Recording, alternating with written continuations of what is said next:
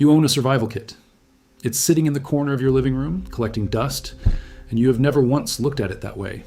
Every acoustic guitar, the one your kid quit practicing on, the one you bought on a Sunday impulse and never opened the case again, contains 12 specific survival tools, each one validated by field medicine, military survival manuals, or published research.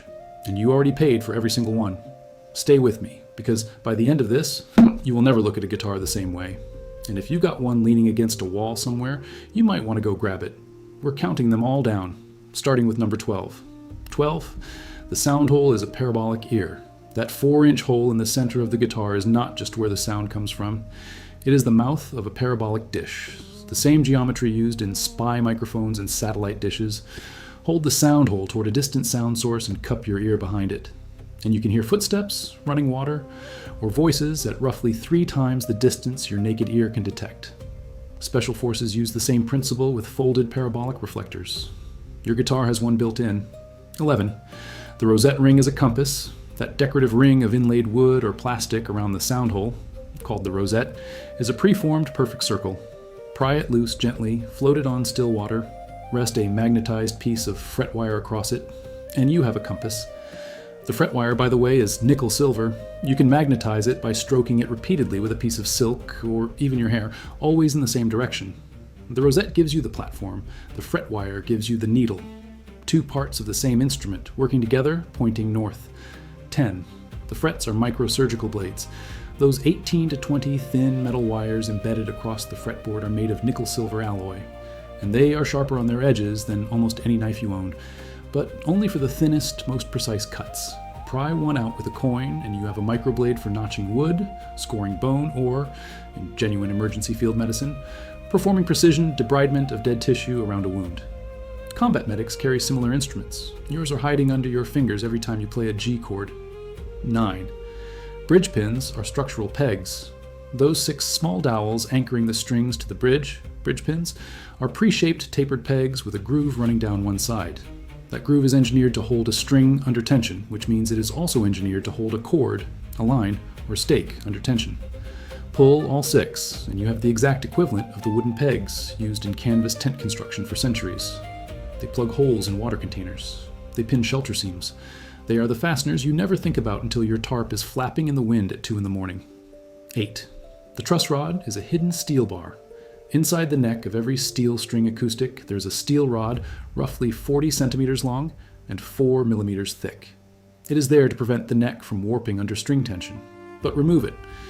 It's accessible through a small hole at the headstock with an Allen wrench, which is often stored inside the guitar itself, and you have a solid steel pry bar, a chisel, a stake that penetrates frozen or rocky ground that no plastic or wooden peg can touch, a lever with 0 flex. It is the most powerful raw material in the entire instrument, and it is completely invisible until you know it's there. 7. Tuning pegs are micro winches. Every tuning peg uses a worm drive gear, a mechanism that moves the string only when you turn the peg and locks in place the moment you stop. That is a one-directional winch. Run a line through 4 pegs, and you have a 4-point mechanical advantage system for tensioning a shelter, pulling a heavy load, or tightening a splint with precise pressure. The worm drive is why your guitar stays in tune for weeks. It's also why, in a survival context, it holds tension when everything else slips. 6. The neck is a fracture splint with built-in ties. The fretboard is a rigid, smooth, anatomically shaped board roughly 50 centimeters long. It is almost exactly the width and length of a human forearm.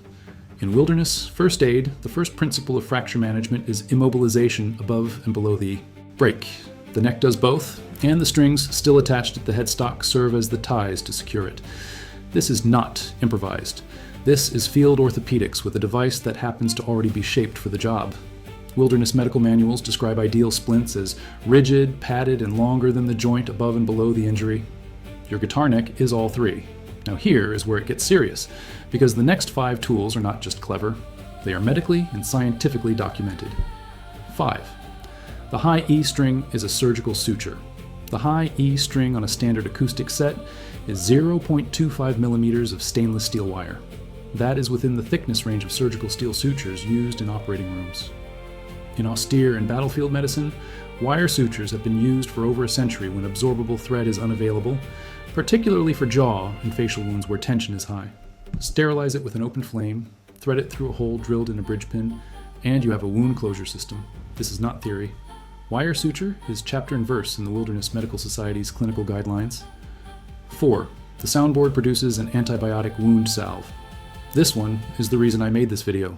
The top of most acoustic guitars, the soundboard, is made from spruce, Sitka spruce, Engelmann spruce, or Norway spruce. And in 2007, a study published in the journal APMIS, and later validated by research hosted on the NIH's own PubMed database, confirmed that resin from Norway spruce is strongly antimicrobial against a wide range of bacteria and fungi, including MRSA. Finnish folk medicine has used spruce resin salve to heal infected wounds for over 500 years. Finnish hospitals now use refined spruce resin in clinical wound care. If you score the surface of your guitar's soundboard with a knife, shallow cuts, resin will bleed from the wood within hours. Collect it, warm it, mix it with a small amount of oil or fat, and you have an antibiotic salve that peer-reviewed science says works. Your guitar is made of medicine, you just didn't know it. 3. The body cavity is a solar oven. The interior of an acoustic guitar is a parabolic chamber, roughly 60 centimeters long and 20 centimeters deep at the widest point. The inside is bare wood, usually maple or mahogany, which absorbs heat. Line that cavity with aluminum foil, or even just place a dark object inside. Set it in direct sunlight with the sound hole facing up, and the curved walls concentrate solar energy onto the center. Parabolic solar cookers, using the exact same geometry, reach temperatures above 150 degrees Celsius, enough to pasteurize water and cook food. Your guitar is a solar oven with a sound hole for a door. 2. The strings are a complete snare trap kit. This is the one survival instructors already know. The G, B, and high E strings on a standard acoustic set are the exact same gauges used in commercial small game snare traps. But here's the detail that makes it devastating. Each string has a ball end, a small brass cylinder crimped onto one end. That ball end is a pre-manufactured locking mechanism. Thread the plain end through the hole in the ball, pull the loop tight, and you have a one-way slip knot that closes when the animal enters and cannot reopen. This is identical to the locking mechanisms sold in commercial snare kits for $12. Your guitar has 6 of them in 3 different diameters ready to deploy, and the number 1 survival tool hidden inside your guitar. 1. The neck is a fire-starting bow. Every acoustic guitar neck is pre-curved. It is engineered to resist the pull of 6 strings under roughly 70 kilograms of combined tension. Remove 5 strings, leave the low E, the thickest, attached at both ends, and the neck becomes a bow. The low E is your bowstring. Now take a straight hardwood stick roughly the width of a pencil, your spindle. Loop the string around it once, press the top of the spindle into a notch carved into a flat piece of soundboard, and use a bridge pin as the bearing block pressed into your palm. Push and pull the bow. The spindle spins, friction builds, ember forms. You blow it into flame. This is the bow drill method, the oldest and most reliable friction fire technique in human history. And your guitar was built to be one. The curve is already there. The string is already there. The bearing block is already there.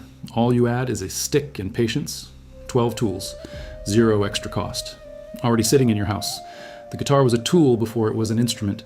The earliest lutes and gitterns were built by the same craftsmen who made furniture and weapons. The string was always a wire. The neck was always a bow. The body was always a chamber. We just spent a few hundred years forgetting that. So the next time you walk past that guitar in the corner, the one nobody plays, the one that's just furniture now, look at it differently. It isn't decoration, it isn't a failed hobby, it is 12 tools that you already own, already paid for, and already have on hand. The only thing it costs to use is the willingness to take it apart. If this changed how you see something you already own, hit the like and share it with someone who's got a guitar collecting dust. I'll see you in the next one.